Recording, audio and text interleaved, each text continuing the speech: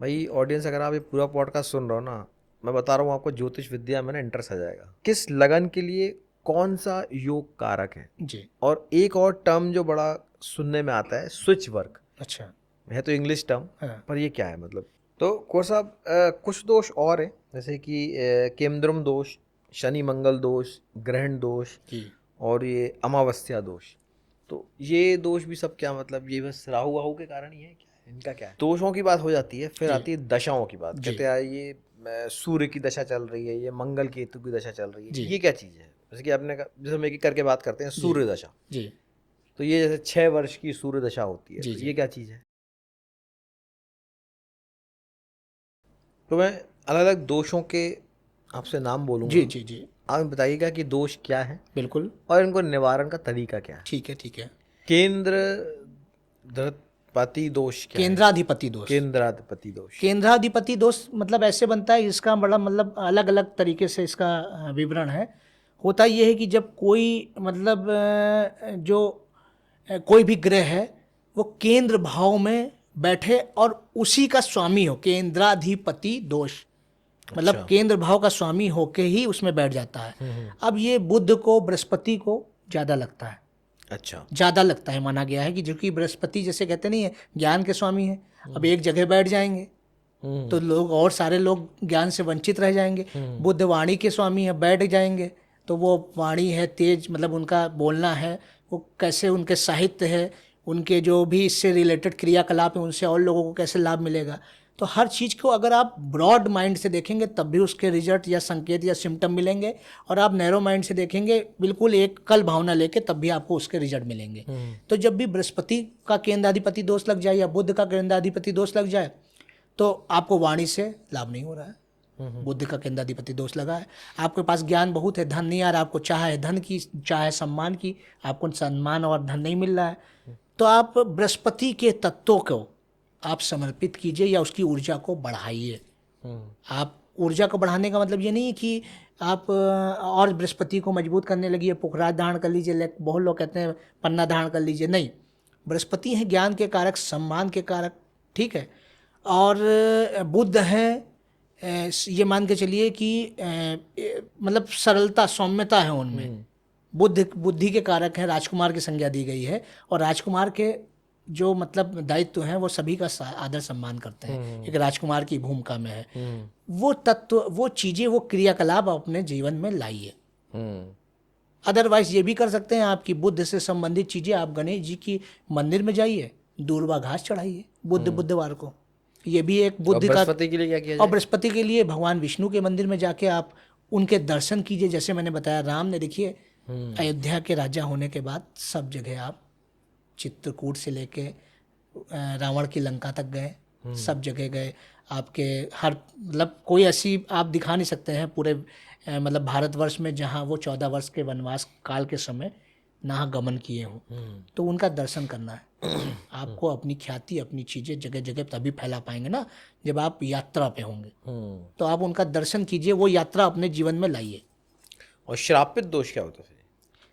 देखिए श्रापित दोष, वर्ड से समझ में आता है, श्राप लग गया मतलब, जी जी किसी चीज़ का इफेक्ट है इस पे। जी। देखिए श्रापित दोष जो है वो आपके वही राहु से ही बनता है। जब भी राहु और शनि आपके first house, fourth house, seventh house, eighth house, 12th house में एक साथ युति करके निर्माण करते हैं, एक साथ युति कर लेते हैं, तो ये श्रापित दोष आपकी कुंडली में बन जाता है। अन्य किसी भाव में इतना कारगर नहीं होता है। जब आप इन जो समझ लीजिए जो 4 भाव हैं, 5 भाव हैं, ये महत्वपूर्ण है। लग्न में बैठेगा तो वो ग्रहण की संज्ञा भी हो गई, और बना किसके साथ रहा है, शनि के साथ। शनि के साथ। शनि है कर्म के स्वामी, अब कर्म को ही ग्रस लिया। चतुर्थ है, शनि बैठे हैं, सुख भाव में बैठे हैं, आपके सुख को ही ग्रस्त कर लिया। सप्तम है, रिलेशन का भाव है, पत्नी का भाव है, ठीक है। कर्म वो चीज़ है, कर्म से रिजल्ट या मतलब जो है मान के चलिए संधि का भाव है। सप्तम भाव संधि का भी भाव, जैसे दोस्त यार, मतलब कर्म का आपको फल नहीं मिलेगा इसमें। हाँ, मतलब उस मतलब भाव से रिलेटेड चीज़ों का फल नहीं मिलेगा, फल नहीं मिलेगा उसमें। आपको। चाहे प्रथम में बैठे तो हैं तो इसमें प्रथम। शनि का उपाय करना चाहिए कि राहु का। शनि राहु दोनों का उपाय कीजिए, उनके मंत्रों की आप बीज मंत्र का जाप भी कर सकते हैं, बीज मंत्र की चैंटिंग करना स्टार्ट कर दीजिए। प्लस ये भी है कि बीज मंत्र मतलब राहु का जो मंत्र है, राहु का बीज मंत्र और शनि का शनि का बीज मंत्र। बीज मंत्र का आप उनकी एक निश्चित संख्या है, उसका आप उपाय कीजिए। प्लस ये भी है कि आप शनि और राहु से रिलेटेड चीज़ें आप भगवान मतलब शिव के उस पर चढ़ाएंगे तो वो होगा। और ये सूर्य से भी बन जाता है, अच्छा, ये सूर्य से भी बनता है। तो ये चीज़ें हैं, ये आपको स्वतः देखनी पड़ेगी किस भाव में है, उस भाव से संबंधित आप चीज़ों में कमी जब देख रहे हैं तब ये चीज़ें कर लीजिए। अन्यथा होता का अक्सर ये भी है कि कोई शुभत ग्रह, जैसे देवगुरु बृहस्पति की दृष्टि मानिए आपकी कुंडली में इस जगह पड़ गई जिस भाव पे वो बैठे हैं, तो वो स्वतः देवगुरु बृहस्पति की जो दृष्टि होती है वो अमृत के समान है, तो वो दोषों में कमी कर देती है। अब मानिए ग्रहण दोष पड़ा है, उस पर देवगुरु बृहस्पति की 5वीं 7वीं 9वीं दृष्टि पड़ी हुई है, तो वो स्वतः मतलब आपको उतने ज़्यादा नेगेटिव इम्पैक्ट नहीं होंगे, उतने ज़्यादा नेगेटिव रिजल्ट नहीं मिलेंगे। और ये क्या होता है सर, अंगारक दोष? देखिए अंगारक मतलब दोष मैं तो आज मतलब जो मेरी बहुत सारे, rating ये team में दिए हैं, इतने सारे दोष ये हैं। सारे दोष हैं। वैसी चीज़ें, वैसी समझ लीजिए क्रियाकलाप, वैसी मतलब समझ लीजिए हाव भाव व्यक्ति के स्वभाव में देखने को मिलेंगे। ये सारी चीज़ें स्वभाव पे मतलब देखने सारे को मतलब मिलेंगी। इसके बाद प्रेत दोष आता है, जी। केम द्रुमक दोष आता है, शनि मंगल दोष है, ग्रहण दोष है, जी अमावस्या दोष है। जी जी तो आप सबके बारे में बताना चाहें बिल्कुल तो? बिल्कुल। देखिए हाँ, मैं सबके बारे में जब आप पूछ रहे हैं तो मैं सभी के बारे में जी। बताता हूँ। जैसे अभी आपने अंगारक दोष की अंगारक बात। पूछा, ये भी राहु से बनता है। मतलब मैंने इसलिए इनके नाम लिए, राहु मैंने और कहा आप मंगल, परेशान ना होगा, मैं जी इतने जी नहीं दोषों नहीं, की बात मैं कर रहा सभी हूँ। बताता हूँ आपको। राहु मंगल जब आपकी जन्मलग्न कुंडली में किसी भी भाव में युति करते हैं तो ये अंगारक दोष बन जाता है। ऐसा व्यक्ति, चूंकि राहु भी उथल पुथल वाले हैं और मंगल साहसी है, ठीक है, तो वैसा व्यक्ति दुस्साहसी हो जाता है। वो मतलब बहुत ज़्यादा उसको क्रोध आ जाता है, चीज़ें तोड़ने फाड़ने लगता है। या कोई, अक्सर आपने अपने घर में देखा होगा कोई ऐसा व्यक्ति है, तो वो मतलब आप देखेंगे कि चीज़ों नई चीज़ें उठा के फेंक दी, या लड़ाई हुई, या कुछ कहा सुनी छोटी सी बात पे बहुत ज़्यादा गुस्सा आ गया, हाइपर हो गए, तब ये दोष उसकी कुंडली में होगा। और इसका सिंपल सी शांति है कि आप बजरंगबली के मंदिर में जाके उनकी आप उनके सामने आप हनुमान अष्टक का पाठ कीजिए। हनुमान चालीसा तो सुनी थी। नहीं, हनुमान- अष्टक। अष्टक क्या होता है? हनुमान अष्टक जो है, जब उनके शक्ति उनको याद दिलाई जाती है। अच्छा, ये मतलब जैसे एक रुद्राष्टकम आपने सुना है, तो वैसे हनुमान अष्टक होता है। जैसे आपको हनुमान चालीसा के बारे में बताया गया, उनके गुणों का बखान किया गया है कि अतुलित बलधामा, कि अतुलित बल के स्वामी हैं और वो भगवान राम के दास भी हैं, और सिया जी से उनको मतलब अष्ट सिद्धि नवनिधि के दाता हैं। वैसे उनके बारे में बताया गया है कि ये हनुमान अष्टक जो है, तो उसमें उनकी शक्ति को बखान किया गया है कि अच्छा। कपि का रूप मतलब कैसा है। तो ये चीज़ें हैं, मतलब अलग अलग भाई हमारे जो भी तो उसका मंगलवार के दिन जाके एक बार पूरा पाठ किया जाए। पाठ करें। ट्यूसडे तक ये चीज़ करनी चाहिए, मतलब ट्यूसडे को आप करते हैं तो आपको ज़्यादा लाभ होगा। तो कौर साहब कुछ दोष और हैं, जैसे कि केमद्रुम दोष, शनि मंगल दोष, ग्रहण दोष जी और ये अमावस्या दोष। तो ये दोष भी सब क्या मतलब ये बस राहु वाहु के कारण ही है, क्या है इनका, क्या है? नहीं, देखिए ये है तो राहु के ही कारण, लेकिन जैसे अमावस्या दोष बताया, तो इसमें दोनों एनर्जी, मतलब एक सूर्य चंद्रमा से ये दोष बनता है। तो भाई सूर्य आप जानते हैं अग्नि, और चंद्रमा जो है आपका जल, शांत जल। हाँ, तो वो एक तरफ तेज है, एक तरफ सौम्य है, तो दोनों का जो इम्बैलेंस हो जाता है अमावस्या दोष, तब मतलब समझ लीजिए आपकी जन्मलग्न कुंडली में लगेगा। जब चंद्रमा और सूर्य एक साथ बैठा हो, तो ऐसी अवस्था में मतलब होता ये है कि व्यक्ति मतलब अलग अलग स्वभाव है उसके अंदर, एकदम से मायूस हो जाएगा, एकदम से उत्साही हो जाएगा। जो कि आप जानते हैं कि कहीं ना कहीं व्यक्ति अच्छी जगह पे मायूस है तो भी खराब है, और ख़राब जगह पे उत्साहित है वो भी चीज़ अच्छी नहीं है। तो व्यक्ति ज़्यादातर इसमें थोड़ा सा व्यक्ति मानसिक पीड़ित देखा गया है, बहुत ज़्यादा समस्या में रहता है। इसी प्रकार से जो आपका, और आपने कौन सा पूछा था? केमद्रुम है, ये भी चंद्रमा से बनने वाला दोष है। तो चंद्रमा चूंकि मन का कारक है, और केमद्रुम तब बनेगा जब आपके चंद्रमा जिस स्थान पे बैठा हो उससे द्वादश और द्वितीय भाव कोई ग्रह नहीं होता है। मतलब चंद्रमा के अगल बगल कोई ग्रह हो तो चंद्रमा शक्तिशाली महसूस करता है, सौम्यता है, कोई ही सपोर्ट में हो बगल, या तो द्वादश भाव में या तो द्वितीय भाव में। तब जब कोई ग्रह नहीं रह जाता है तो केमद्रुम दोष बन जाता है।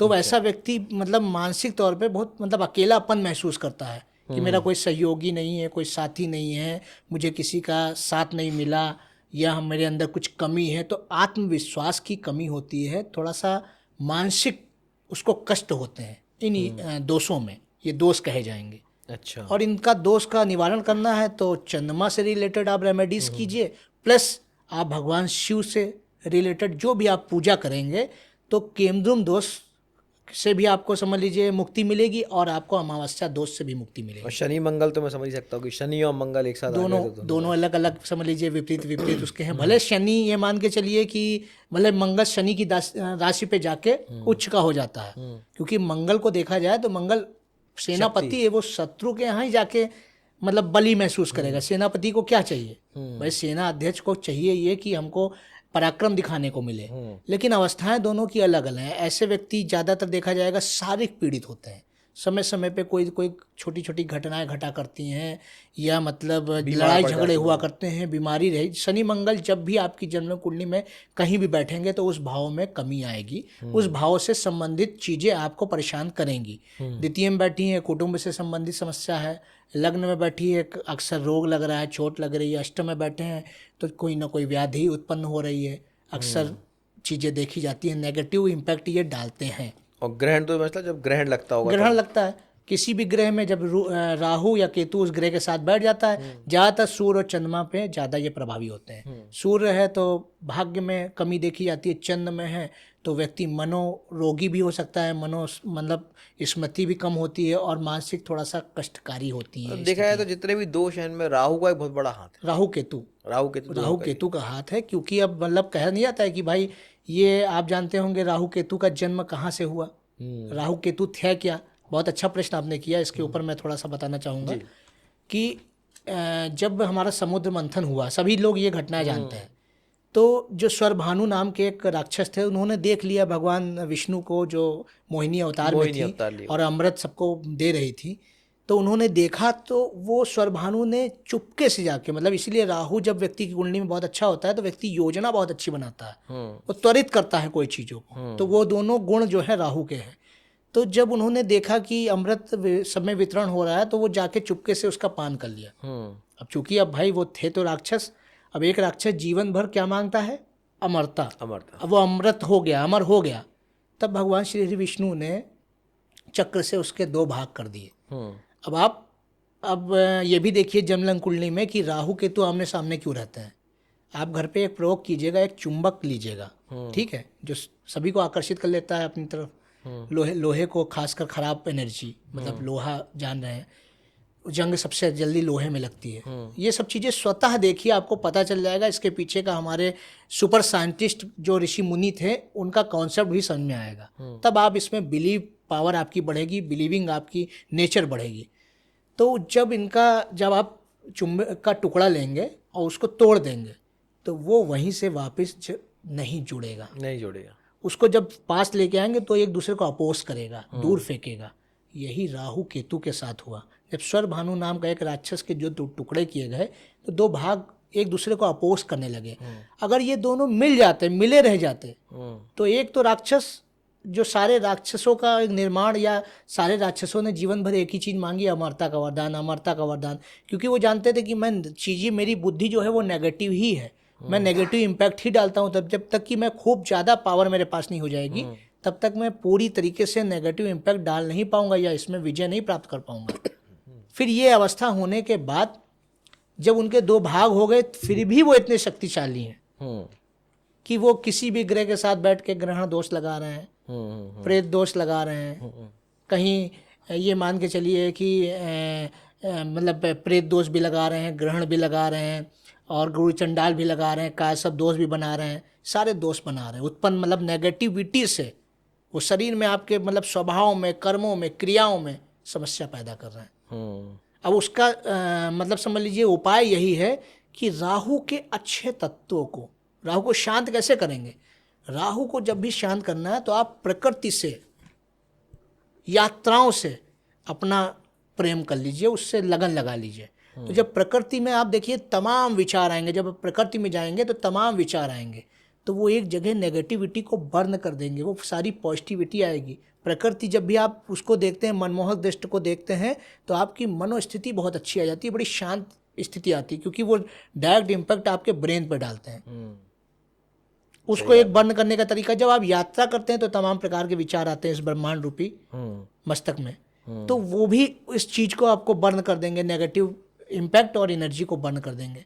ये दो बहुत आसान उपाय हैं। कभी भी किसी के राहु केतु प्रॉब्लम दे रहे हो, आप समझ लीजिए, एक तो किसी बड़ी एनर्जी से जुड़ जाइए। अगर आप मजबूरी है, नहीं जा सकते हैं, यात्रा नहीं कर सकते हैं, नहीं मतलब ये मान के चलिए प्रकृति के बीच में रह सकते हैं, दिल्ली ऐसे शहर में आप प्रकृति के बीच में कहाँ मतलब वो कर सकते हैं, तो आप किसी बड़ी एनर्जी, किसी मतलब उससे नियम से क्रियाओं से जुड़ जाइए, या जो मैंने बताया है वो आप उपाय कीजिए। सही है। फिर हम बात करते हैं, जब दोषों की बात हो जाती है, फिर आती है दशाओं की बात। कहते हैं ये सूर्य की दशा चल रही है, ये मंगल केतु की दशा चल रही है, ये क्या चीज़ है? जैसे कि आपने कहा, जैसे हम एक एक करके बात करते हैं, सूर्य दशा जी, तो ये जैसे 6 वर्ष की सूर्य दशा होती है, तो ये क्या चीज़ है?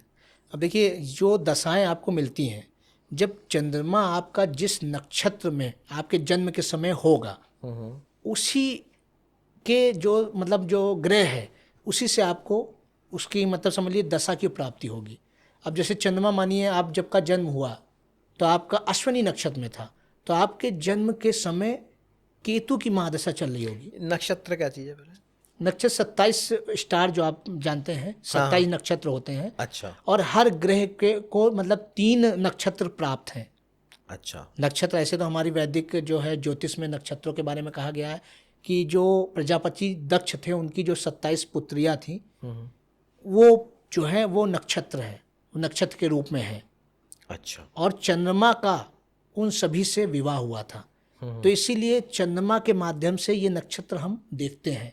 वैसे सभी सूर्य ग्रह, बृहस्पति, गुरु मतलब शनि, सभी के अपने अपने नक्षत्र उसमें बैठते हैं। हर ग्रह को 3 नक्षत्र प्राप्त हैं, 3 केतु को, 3 राहु को। इसी प्रकार से 9 को आप 3 से मल्टीप्लाई करेंगे, 27 नक्षत्र होंगे।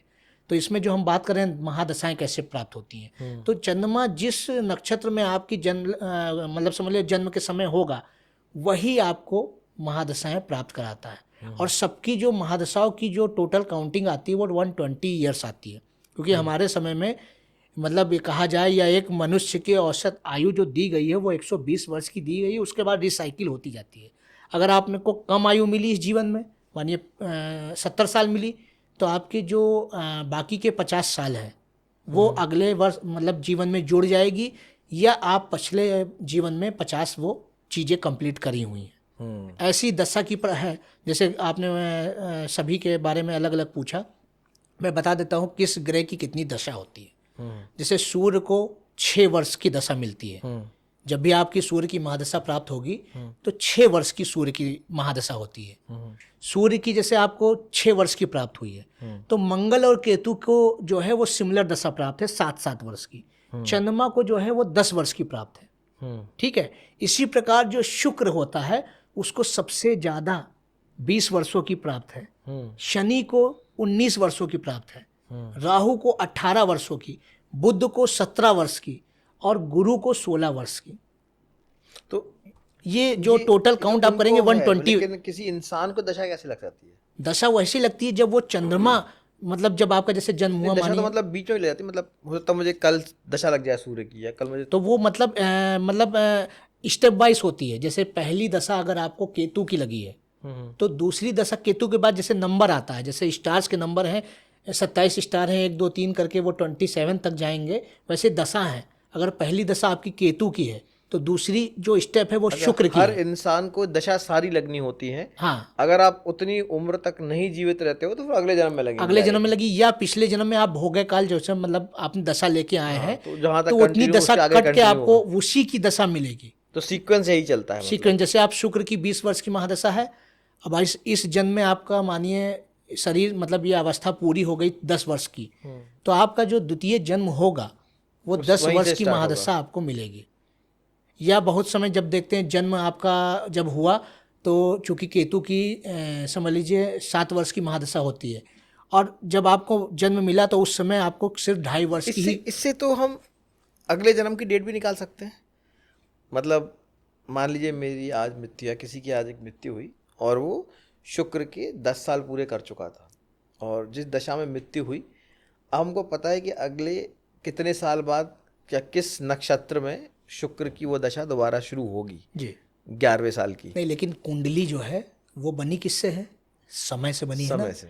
और समय व्यक्ति के जो मतलब कहते नहीं कि हर आपका जन्म हुआ सेकंड तो में बदल जाते हाँ, वो हैं। आपका जन्म हुआ तो उस समय हम लोगों ने कंसीडर किया, मतलब माप की, देखा कि हाँ भाई इस ग्रह इस अवस्था में था, इस ग्रह इस अवस्था में था, इस नक्षत्र पे था, ये आपको कुंडली मिली। तो जब कुंडली मिलेगी तो उसके बारे में ही हम लोग वर्णन कर सकते हैं, बिना कुंडली के कोई वर्णन बिना नहीं। कुंडली के और या तो व्यक्ति जातक मिलता है तो उसके जो मतलब आप फ्यूचर क्रियाएं उसकी हैं, कुंडली नहीं बना सकते। हाँ मतलब उसके जो मतलब व्यक्तित्व है उसके माध्यम से या तो हम कुंडली बनाए या तो वो अपनी कुंडली लेके आए, मगर वो मेन जो कहते नहीं है कि जो ब्रिज है वो व्यक्ति स्वयं है, जिसकी भी कुंडली आप बनाएंगे। तो इस प्रकार से ये सारी दशाएं हैं। अब मैं आपको इसका पहले मतलब उसका वो बता देता हूँ कि स्टेप बाइज कौन सी दशा कब लगती है। हाँ। अब जैसे पहली दशा आपकी केतु की लगी तो दूसरी आपकी शुक्र की होगी, ठीक है। तीसरी आपकी जो होगी वो सूर्य की होगी, चौथी आपकी जो होगी वो चंद्रमा की होगी, पांचवी आपकी मंगल की होगी, और मंगल के बाद आपको राहु की दशा मिलेगी, राहु के बाद आपको बृहस्पति की दशा मिलेगी, बृहस्पति के बाद आपको शनि की मिलेगी, शनि के बाद फिर आपको बुध की मिलेगी, फिर वही केतु। इसी प्रकार से आपका स्टार का है। तो इसमें से कि राहु केतु की दशा जब आती होगी तब बुरा होता होगा, या शनि की दशा नहीं, लगती है आपकी तो? जन्मलग्न कुंडली में अगर वो खराब स्थिति में है तो बुरा करेगा, नहीं तो अच्छा कर देगा। अच्छा, अब मतलब दशा, राहु ज्यादा पावरफुल ग्रह है। तो अब दशा लगने से कुछ खराब नहीं होता, डिपेंड करता है दशा- कि वो आपकी कुंडली में कहाँ वो विराजमान है। आपकी कुंडली में वो दशा योग कारक ही नहीं, अगर आपकी अकारक है तो वो लाभ नहीं मिलेगा। जीवन आदमी वैसे जीता रहता है, बहुत अच्छे सेविंग्स नहीं कर पाता है, बहुत लाइफ को एंजॉय नहीं कर पाता है, या उसके रिलेशन बहुत उस दौरान नॉर्मल चलते हैं, और एक दशा उसको योग कारक की दशा चल रही है तो मानिए बहुत अचीवमेंट कर रहा है, कम समय में बहुत ज़्यादा प्रमोशन मिल रहे हैं, बिजनेस में ग्रोथ हो रही है, रिलेशन अच्छे हो रहे हैं, जो शादी हुई वो बहुत अच्छी तरीके चल रही है, मित्रों से जुड़ाव अच्छा है, नए भवन बना रहा है, नई गाड़ी ले रहा है, अच्छे से मतलब जीवन को यापन कर रहा है। ये है ये मतलब दशाओं का खेल कि दशा आपकी योग कारक की है या कारक की है या मारक की है।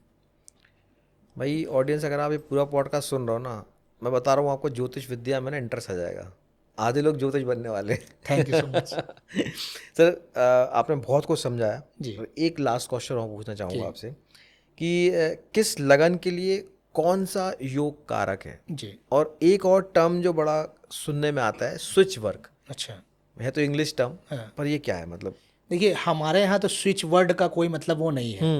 मैं तो लोगों को सलाह देता हूँ स्विच वर्क की, क्योंकि हमारे यहाँ जितने भी मतलब युग हैं या हमारे जो मतलब हमारे मतलब वेदास हैं, पुराण हैं, जो भी चीज़ें उपनिषद हैं वो कर्मों पे बेस हैं। तो मैं स्विच वर्क की ज़्यादा मतलब जो है सलाह दूंगा या उसके बारे में ज़्यादा बताऊंगा।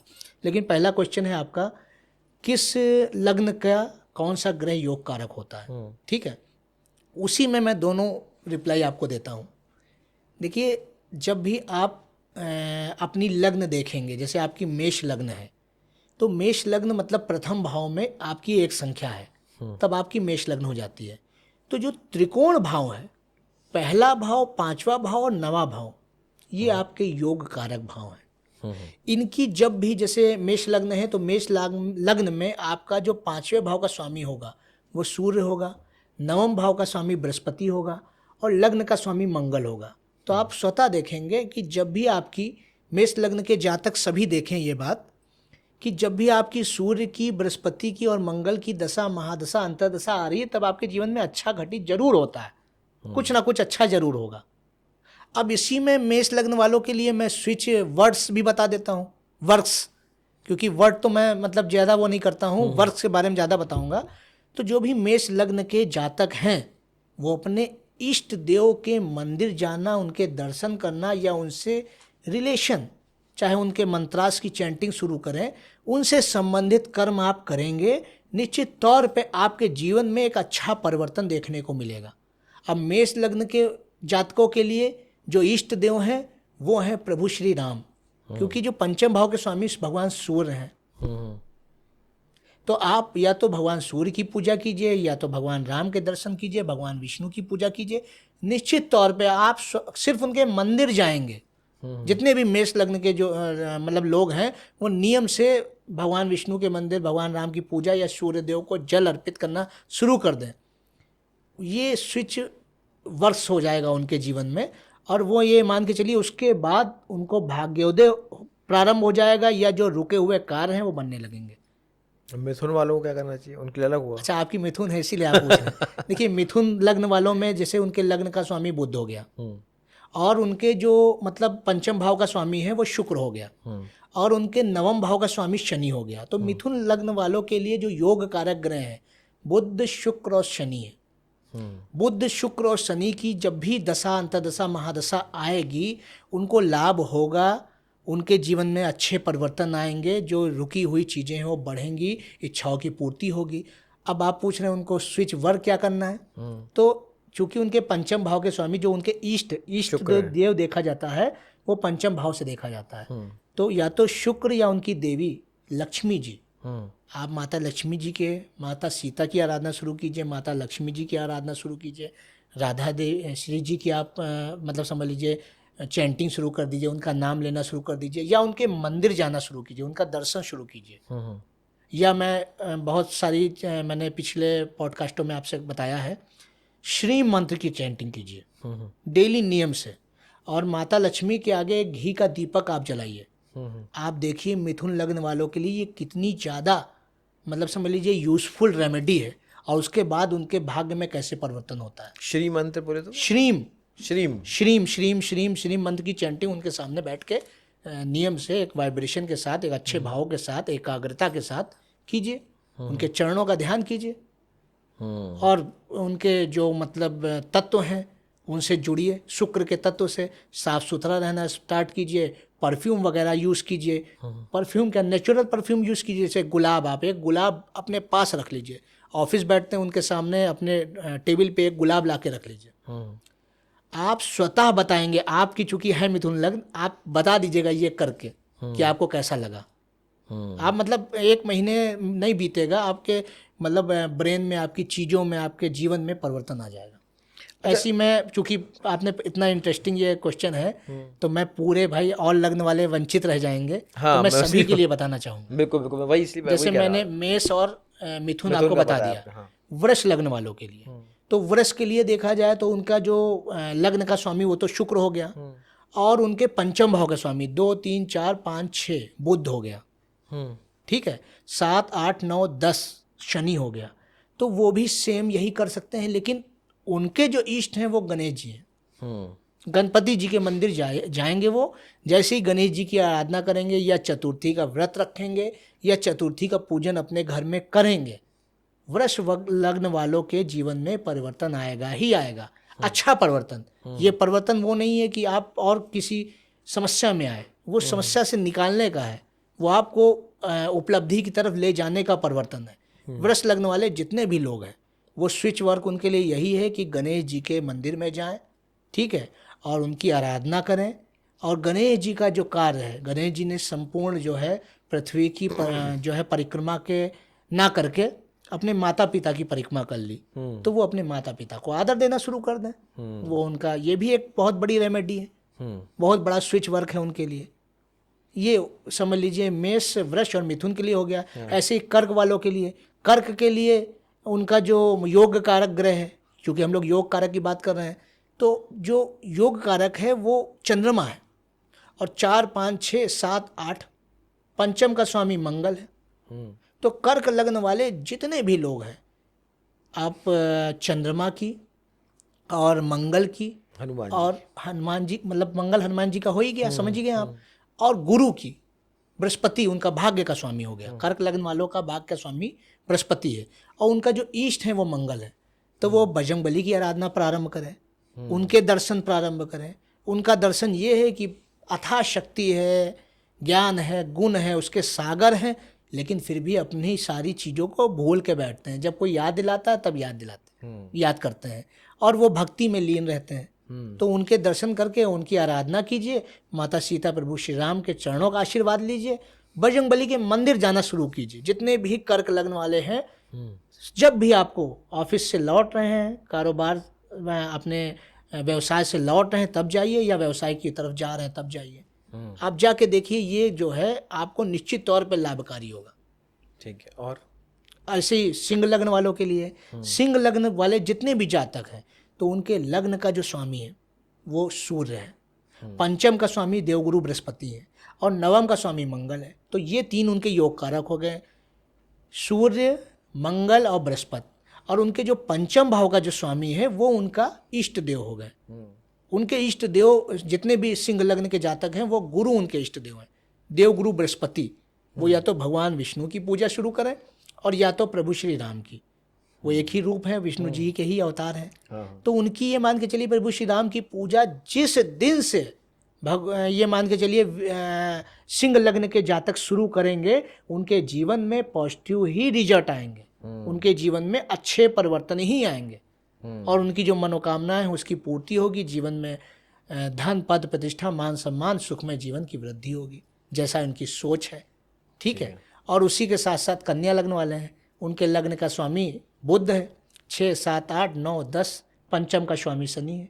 जितने भी कन्या लग्न वाले हैं वो भगवान शिव के मंदिर जाएं या शनिवार के दिन दीपक जलाने शनिदेव के यहाँ चले जाएं। उसके बाद जितने भी कन्या लग्न वाले हैं वो ये स्विच वर्क करके देखें। जो स्विच का मतलब एक बार ऑन किया बस वो चीज़ें, एनर्जी वो बहने लगी। आप अपने कमरे में, रूम में गए, आपने इलेक्ट्रिसिटी वाले आपने स्विच को ऐसे ऑन किया, बस रोशनी आ गई।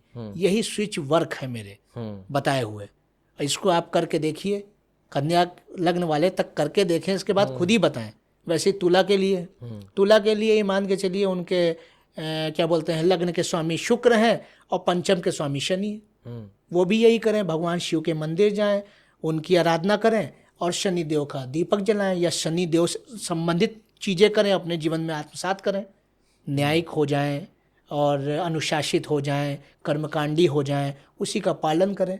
अदरवाइज वर्क के लिए आप उनके मंदिर जाइए, स्वतः ये भावना आपके अंदर बहने लगेगी, ये भावना का प्रवाह बहेगा। वैसे वृश्चिक वालों के लिए, उनके लिए देवगुरु बृहस्पति उनके समझ लीजिए इष्ट देव हैं, तो वो देवगुरु बृहस्पति की उपासना करें। बृहस्पति के लिए तो अब श्री राम का और विष्णु, हाँ, उनके मंदिर जाएं। और वैसे उनका ये मान के चलिए योग कारक भी उनके वही हैं कि एक तरफ ये मान के चलिए कि चंद्रमा हो गए। वृश्चिक लग्न वाले भाई ये मान के चलिए कि उनके जो पंचम भाव के स्वामी हैं वो हैं आपके देवगुरु बृहस्पति, और उनके भाग्य के स्वामी जो है वो चंद्रमा है।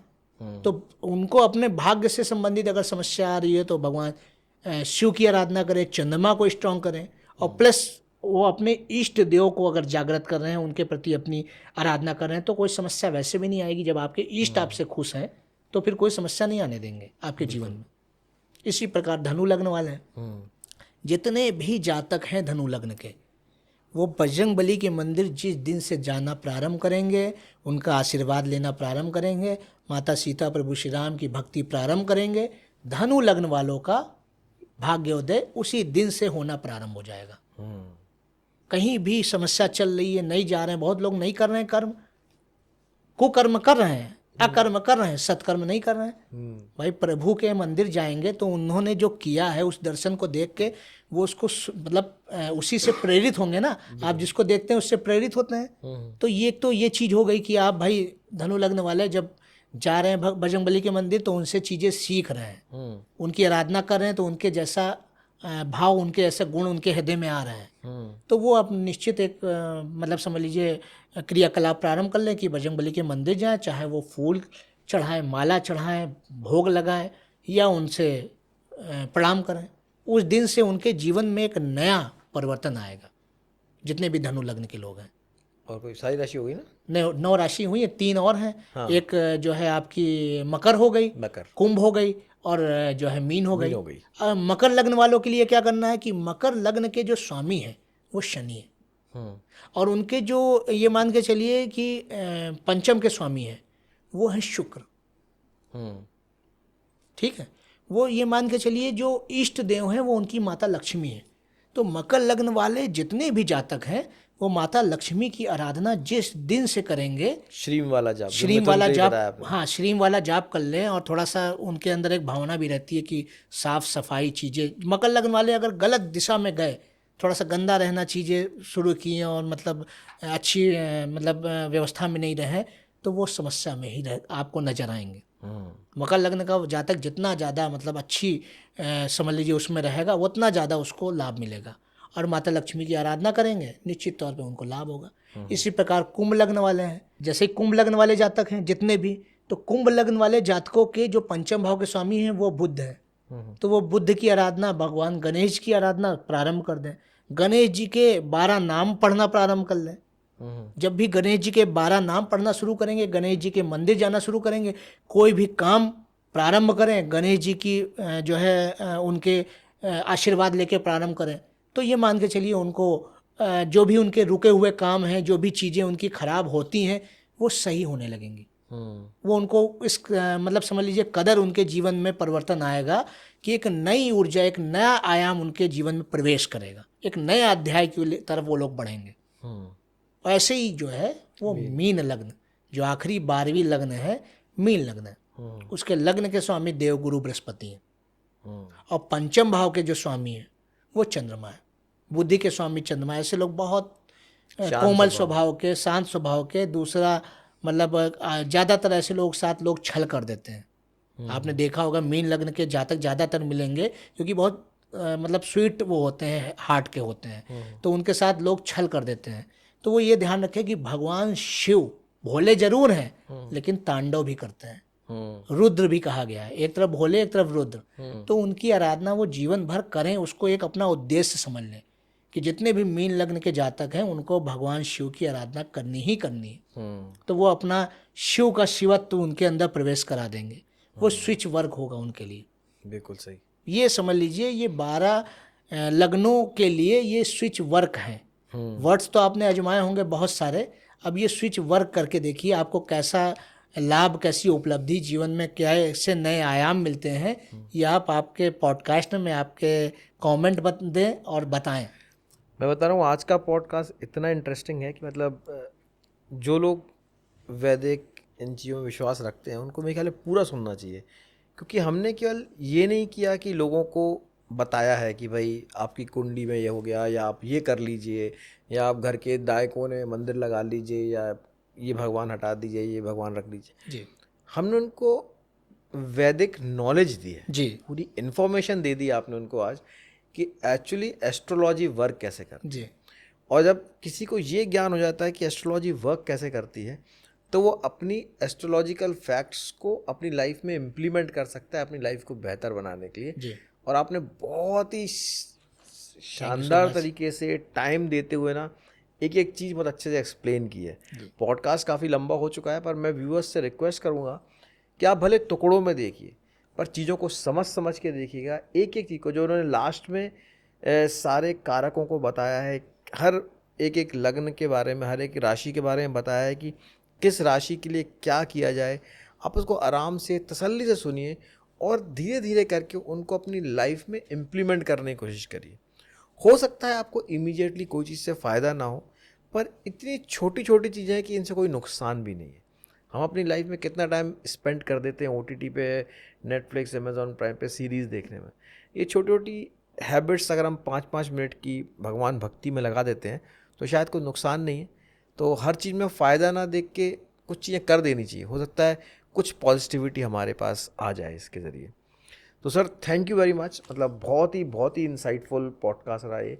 और मैं जनरली बुक्स पे करता हूँ जी। आपने बुक्स भी लिखी हुई हैं जी। जी। और मेरे पास जब ये पॉडकास्ट आया तो मैं ये सोचता था कि यार बुक्स एंड थ्योरीज मेरा चैनल है, पर मेरे दिमाग में बात आई कि जो हमारे वेद पुराण, हमारे सारे ग्रंथ, हमारे एस्ट्रोलॉजी, ये भी तो बुक्स ही हैं, सही ये भी तो किताबें ही हैं। Yes yes. तो हमारा शो बिल्कुल जायज़ है इस शो भाई आज जो करने बात के हुई लिए। हम लोगों की वो ज्ञान के सागर की हुई है, ज्ञान के सागर की और हुई। एक मतलब समझ लीजिए जन्मों जन्मों की जो यात्रा है एस्ट्रोलॉजी, जो समझ लीजिए जीवन ज्योति है, उस पे हुई है। बिल्कुल। तो ये निश्चित है कि ये मान के चलिए कि जो भी ऐसे लोग हैं जिनका मतलब भक्ति है, भाव है, जो मतलब एक अच्छी ऊर्जा लेना चाहते हैं, जो तो ज्ञान वो बढ़ाना चाहते हैं। हाँ ज्ञान बढ़ाना चाहते हैं, वो निश्चित तौर पे कनेक्ट भी होंगे, चीज़ों को उपयोग में भी लाएंगे, लोगों तक पहुंचाएंगे भी, क्योंकि ये भी एक बहुत अच्छा सत्कर्म है। सत्कार। मतलब लोगों को, जैसे हमारा ज्ञान आपका, हम और आप बैठ के जो वार्ता कर रहे हैं, वो हजारों लाखों लोगों तक जो पहुंच रही है,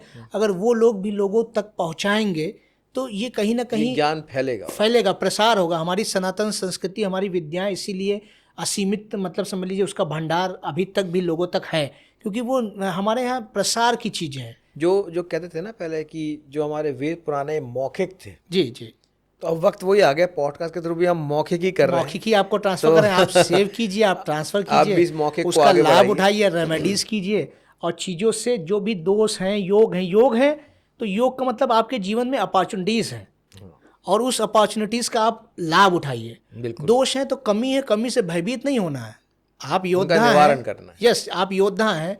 आप मतलब समझ लीजिए ऐसे देश में हैं जहां हमारे यहाँ भगवान राम, भगवान कृष्ण की मतलब गाथाएं हैं, बताया गया है उनके बारे में, भगवान शिव के बारे में बताया गया है। तो आपको लिए पुरुषार्थ तो आपके लिए समझ लीजिए सबसे बड़ा एक अस्त्र है। तो आप उस अस्त्र का प्रयोग करके अपने जीवन को समझ लीजिए साकार कीजिए, और हमारे सनातन संस्कृति से अपने जीवन को समझ लीजिए परिवर्तित कीजिए। बिल्कुल सही। तो बहुत अच्छा लगा सर आपको Thank you so शो में much. बुलाकर, बहुत आपने इन्फॉर्मेशन दी।